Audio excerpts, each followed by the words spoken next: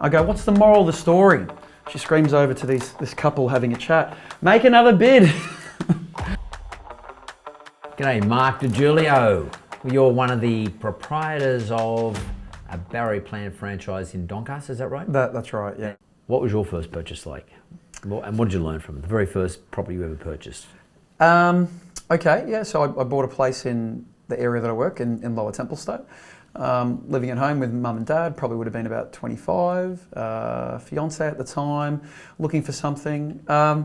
I dealt with a real estate agent that was probably, in my opinion, not overly experienced, had a great rapport, great relationship with them. It was a private sale, it was fine, simple, easy, straightforward, not a lot of haggling, which I thought, if that was me, I probably would have, at least tried to protect your vendor's interests.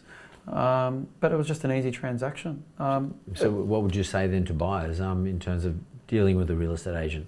And what's the first thing you should ask a real estate agent? About the property? If I'm a buyer. Look, my philosophy's always been, like the person first. Do I like this person? Do I trust this person? And sometimes you can't choose the property you want to buy, right? But it's always nice to be polite and friendly. I think it goes a long way, right? Nothing, worse than having someone that's arrogant and pushy, and you're probably going to be dealing with an arrogant, pushy real estate agent. I would probably, ask smart questions. Has anything untoward happened in this property that I should be aware of? Structurally, personally, or otherwise. So sort of de-risking the transaction. Yeah, that's the first part of it. Then from there, is there anything within the contract that I should be aware of that's perhaps untoward? They're really good questions to ask because the agent has a legal and ethical obligation to disclose that stuff, in particular if he knows. But make sure you're well informed. I think it's always good advice. Talk to a conveyancer or a solicitor, just review the paperwork.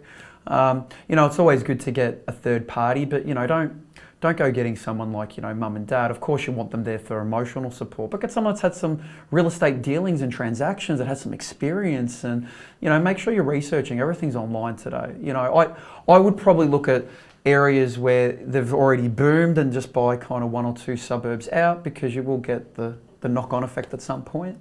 But the best advice is just buy when you're ready. Don't be waiting for the market to drop. Don't be trying to pick it. If you've got a family, if you're looking for an investment, I think the right time you should have bought was really yesterday. I'd done an auction on Saturday in Bulleen, and I was in the street and I was trying to buy some time while I'm doing this auction, right? Because the buyer was having a chat with their husband and they're really thinking about it, and I've called it 3 times and I don't want to sell it because I think they might make another bid. So, ladies and gentlemen, show of hands if there's any neighbours here today. And, everyone's really proud I'm a neighbour. They put their hands up. Probably had about a dozen people. And I said, keep your hand up, if you've lived in the suburb for more than 5 years. Hands are up. More than 10 years, hands are up. 20 years, and then some lady screams out, I've been here for 40 years.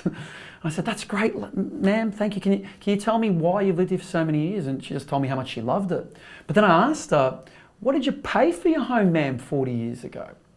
And she said, Mark, I paid $92,000.